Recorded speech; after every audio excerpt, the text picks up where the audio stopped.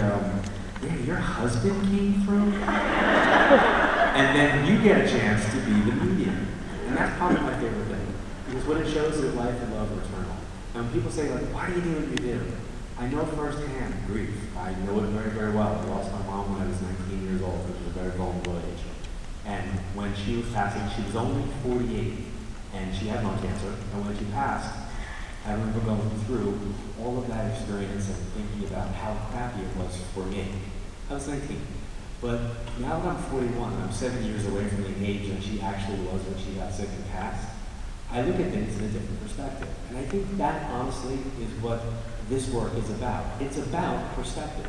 It's the perspective that we have when we look at grief, when we look at life, when we look at love.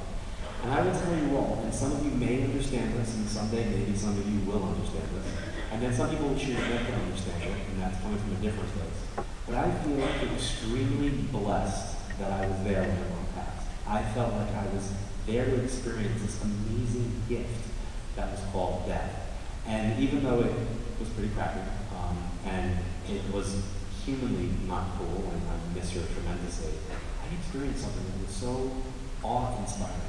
And when after she passed, within about 5 hours, I had to go pick up a tuxedo for my cousin's wedding. Now, I come from an Italian background, and I don't know how many Italian folks might be in the audience, but let me just let you know that Brooklyn, Italian, New York, kind of like The Sopranos, but just not as New Jersey. So think about like that kind of intense. When someone passes in the family, the women wear black and stay in black for the rest of their lives. My mom asked me that if anything happened to her before she passed, that I made sure that my cousin's wedding happened and went off without a hitch. I was like, okay. Well, long story short, the wedding was October 7th, 1989. My mother passed October 5th, 1989. And everybody thought, we will not be going to this wedding. And I stood up and I said, no, we will be going to this wedding. And I will still be in the bridal party. And we will not memorialize her until October 5th, at her request. And I stood up really, really tall and brave, thinking I was all tough. And everybody went, oh, okay. And we did it. And I thought, well, that was easy. Well, it was one of the hardest things I've ever had to do. October 5th came, she passed, I got up, I had to go to the tuxedo rental place to pick up my tuxedo. My cousins showed up and said, I don't want you to have to do this by yourself. I was appreciative that she did. And then we got to the tuxedo rental place, and I walked in, and there was this woman who, by all intents and purposes, seemed very, very sweet. But my God, was she an idiot? Not even remotely aware about what she was about to say to me. She looked at me and she said, are you with Joey? Are you with Joey's bridal party? No, Joey's my cousin, I'm getting married, and we look like brothers. So I went, actually, I am. She goes, oh, isn't it so sad about his aunt? 48 years old, lung cancer, terrible, terrible. And I hear she has a young son. Oh, and she's divorced and the father was an alcoholic. Oh, so sick. My cousin has her nails right about here in my thigh. Like looking at me, because there's two sides of me. There's the John Edward who's the teacher, who is so hoping to educate and empower people about life and love. And then there's John Edward, the New Yorker, where the LA Times said that I happened to be like a New York City cab driver and psychic at the same time. I wasn't warm and fuzzy, I believe was the direct quote. And then after that came out, I looked at my wife and said, "They wrote this about me." And she went, "Yes." I go, "I could be warm and fuzzy." And she goes, "Have you ever watched yourself read?" Warm and fuzzy, not exactly the words I would describe you with. And I went, "Oh." I go, "What would you use?" She goes, "Judge Judy of psychics." I go, "Oh, okay." She's like, "You kind of take no prisoners." And I go, "Yeah, I kind of don't, do I?" She's like, "No, not so much." So back to nails in my thigh. The woman goes on, and I felt badly for her. Because she's like, what does she know? She doesn't know that this is my mom she's talking about. But then we cross that imaginary line of, this is now inappropriate. Maybe you should be wondering what you're saying and who you're saying it to. So finally, it became awkward, and then it became humorous. Like, because I really think that the other side has a wicked sense of humor, let me just let you know.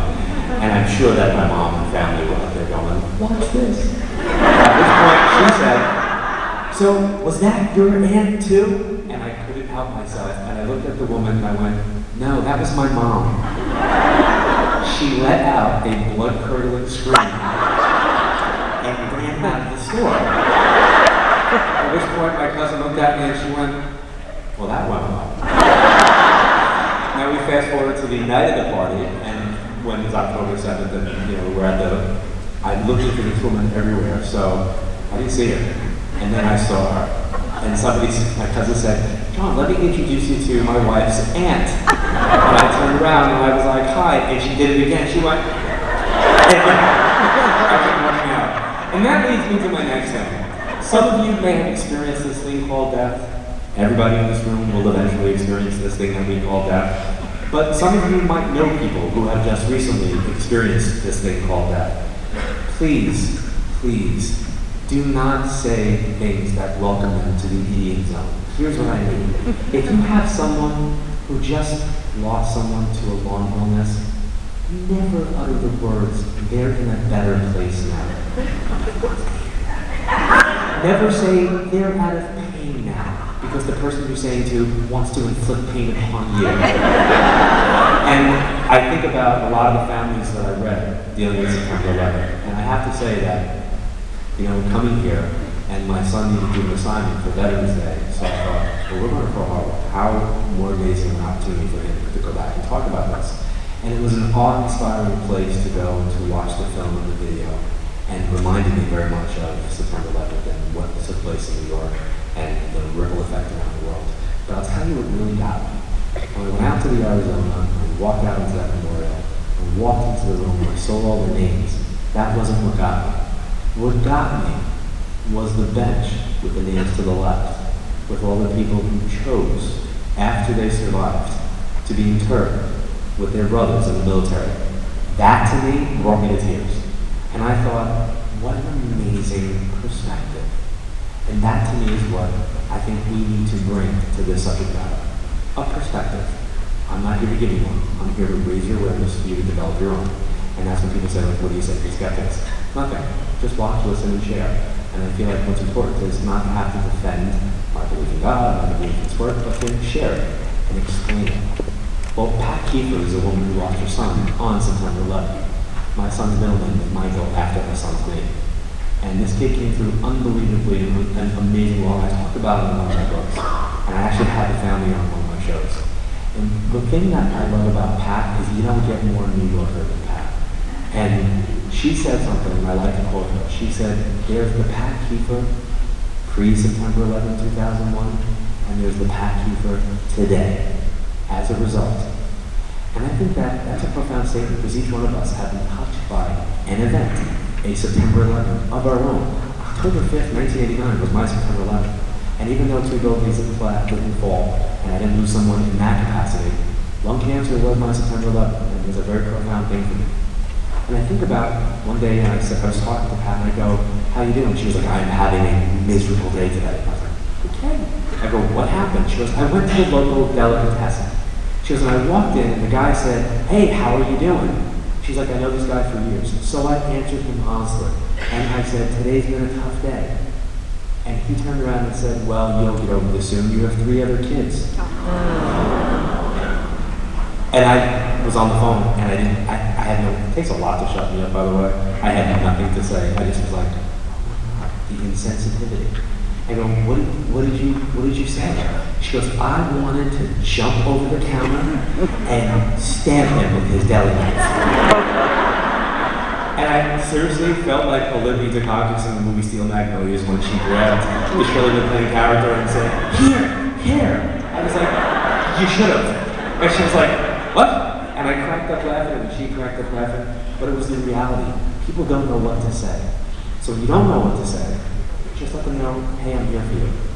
My friend Gladys lost her dad during a Regents exam about 1.5 to 2 years before my mom passed. And when Gladys showed up during my mom's memorial, she looked at me